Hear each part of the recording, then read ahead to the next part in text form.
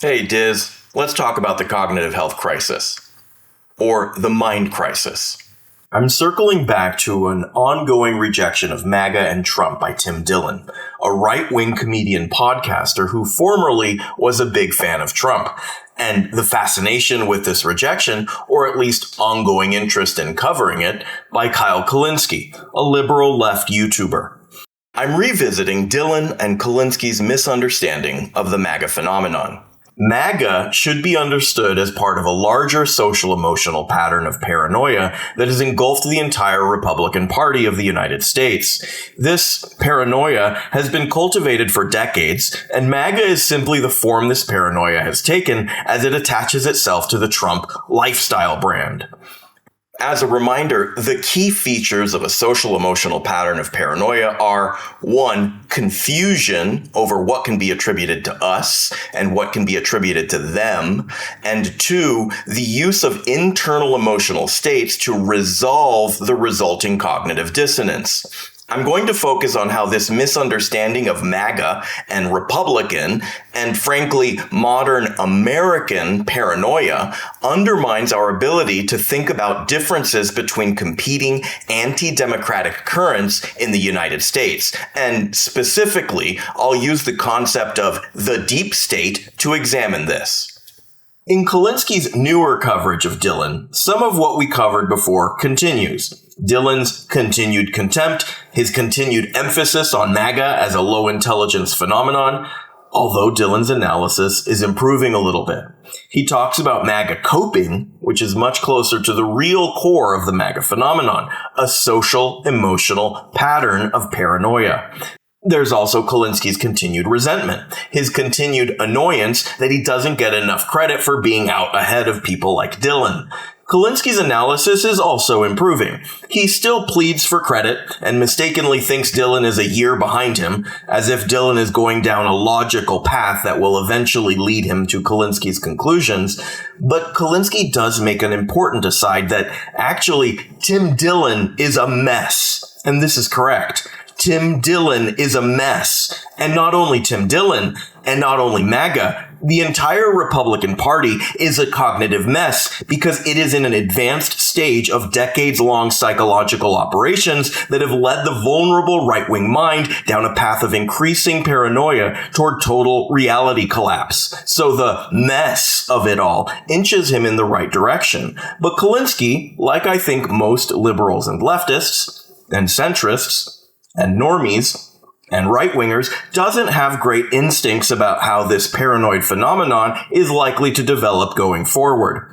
Here are some clips of 1. Dillon's obvious sense of superiority shortcutting his ability to self-reflect, 2. Kulinski's smugness and annoyance shortcutting his ability to see MAGA and Tim Dillon's continued vulnerability as a paranoid phenomenon and not an issue with logic or intelligence, 3. Most of the clips will be of Kulinski driving the point that Trump's first term was that of yet another warmongering president, not an anti-war president.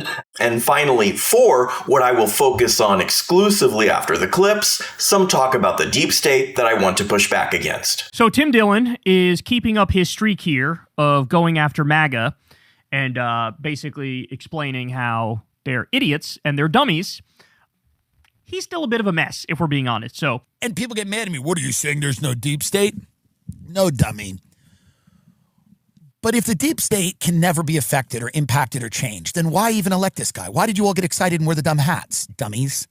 Why did you care so much about this guy and his election if this deep state, if you were just going to blame everything on the deep state, then what the hell was the point? Why did you go to the rallies? Were you just trying to go to a concert? And that's really what it was? Did you just like the merch? Why did you care so much about this guy? Why isn't he investigating his own assassination attempt? Let's talk about the deep state for a minute, by the way. Why don't we know anything about the guy that assassinated him, okay? Or tried to, attempted. I'm not saying there's no deep, I'm not saying there's not some permanent government apparatus. I've talked about it a million times on the show, I get it. But for the people that ran on upending the deep state to then come in and blame things on the deep state, seems like you have to be an idiot for that to work. Now, yet again, I hate to say it, but we told you so. This is exactly one of the points I made over and over, that he's not fighting the deep state, he is the deep state. And when a bunch of people were falling for the idea that he's anti-establishment and anti-corruption and he's anti-war. I laid out very clearly that in Trump's first term, he increased drone strikes over 400%. How is that anti-war? How is it anti-war when he increased the Pentagon budget every single year? This is his first term. The reason I do this, guys, is because you can't say that we didn't tell you so. You can't act like, well, nobody knew. No, they did know, and you didn't listen. None of you listened. You all swatted it aside like we were wrong when we had all the evidence on our side. Trump bombed Syria twice in his first term. He bombed Somalia in his first term. He killed Qasem Soleimani. He ripped up the Iranian nuclear deal. Okay, he hired every single neocon in Washington, including John Bolton, Mike Pompeo, Gina Haspel. He dropped a Moab on Afghanistan. Moab stands for mother of all bombs. It's like the biggest bomb short of nuclear weapons that we make. He dropped one of those and he was still called fucking anti-war. Trump fucking pardoned Blackwater war criminals in his first term. He was openly talking about taking the oil from Syria. You had an increase in civilian deaths in Afghanistan under Trump of 330%. There's a video of Trump when he was running in 2016 on Fox and Friends saying, we need to take out the families of the terrorists. That's what he said. Kill the families on purpose. And people really told us, oh, he's anti-deep state. He's anti-war. No, he's fucking not. And really the funny thing is, Tim Dillon is ranting here. It's basically like he's ranting against himself. Bro, this was you 7.5 minutes ago. He's in Iran. He kidnapped Maduro. Flock cameras are everywhere. The attack people are getting all the money. So who is this deep state again? Who are these people that are really upset and up in arms with him? Who are they? I don't know. It feels weird to still be jazzed about this. Depending on however jazzed you were about it, seems odd. It seems like a cope. It's time to wake up. It's time to turn the computer off and go for a walk. I'm sorry. I know it's upsetting to you. Sorry, but it's just there's a reality here that people need to accept.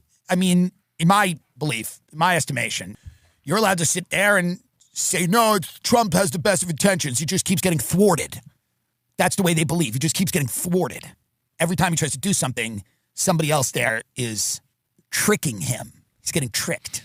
It's so crazy to listen to him say this stuff. Because again, this is what every liberal and every leftist said every step of the way under Trump, going back to his first term in office. About this deep state.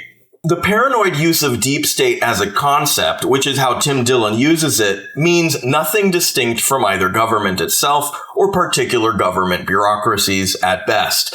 It's a redundant use. When Dillon says there is a permanent government apparatus, that's the government.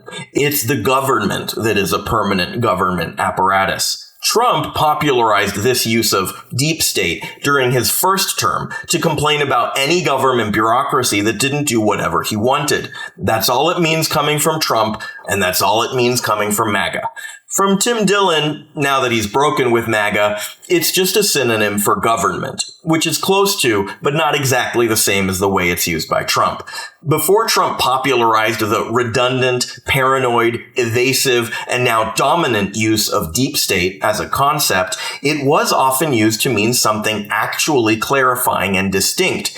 Deep state, in a clarifying and distinct sense, was sometimes a shorthand for the strategic planning apparatus that resulted in continuous policies from one administration to the next, be they Republican or Democratic administrations. The deep state, in this sense, includes think tanks and other organizations like the Council on Foreign Relations and the Trilateral Commission that bring together leaders from government, industry, and academia to engage in long-term strategic planning. The predictable strategic goals of the deep state in this sense were to protect and expand the power of the American empire and of transnational corporations. The military-industrial complex is another concept that refers to a part of the deep state in this clarifying and distinct sense. Funnily enough, this usage of military-industrial complex was popularized by another American president, Dwight Eisenhower. Eisenhower did the reverse of Trump, where military-industrial complex was originally coined to speak neutrally about the industrial capacity of countries to engage in war. Eisenhower popularized its use to refer to the threat of an anti-democratic planning apparatus that could lead the United States astray, where Trump took a term about an anti-democratic planning apparatus and pointed it away from that apparatus and towards low and mid-level bureaucrats that got in his his way, Eisenhower took a technical term created by that planning apparatus and pointed it right back at that very same planning apparatus, where in his final address as president, Eisenhower elucidated and warned about the planning apparatus he himself was a part of. Trump, in the run-up to and upon taking power as president, worked to obscure the planning apparatus that he was joining. Kulinski, using Dillon's use of deep state, is correct. Trump was a part of the deep state the second he became president because deep state is a synonym for government itself. By MAGA's use, Kulinski is wrong.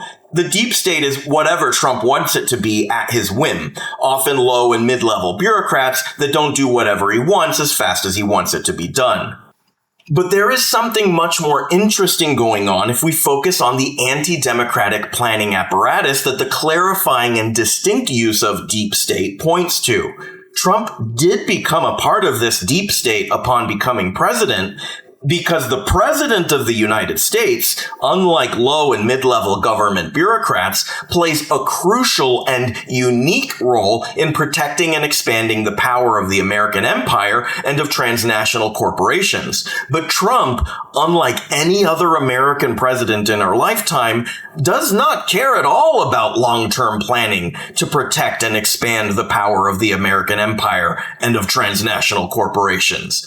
Trump entered the deep state as a self-interested outsider with a world historic talent for crime and corruption. In Trump's first term, he fissured the deep state. Biden tried to reunify it during his presidency, and in Trump's second term, the cracks have not only spread further than before, the deep state has been split.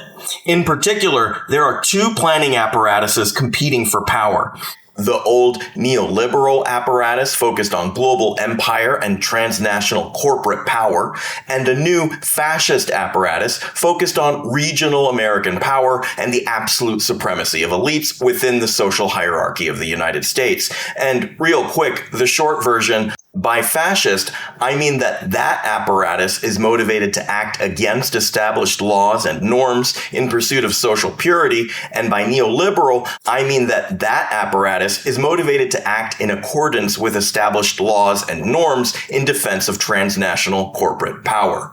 Trump, being self-interested and primarily concerned with his personal wealth and power, took advantage of this fissure to play the different sides against each other to his benefit. But ever since Trump started a war with Iran, he has lost most of his maneuverability between this split in the deep state. Trump is now, ironically, totally aligned with the old neoliberal order that he himself critically weakened.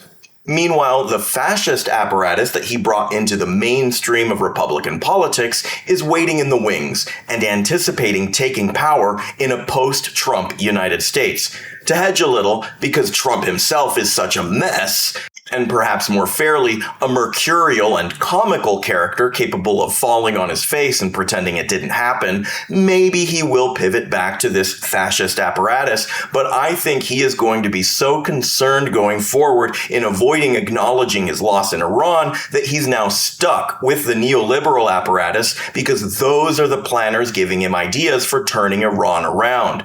I just don't think Trump, as great as his powers of mass hypnosis are, is capable of selling a global system-altering, world-historic loss as a win to his MAGA base. And so I think, wriggle and writhe as he may to find some way to slip out of this trap he stepped in, he's going to keep coming back to trying to find a way to reverse what Iran has won on the battlefield. That's a good place to stop for now. I have one more angle to my analysis of Kulinski's coverage of Dillon that I still want to elaborate on in a future video. Until then, I wish us all wisdom, love, and understanding.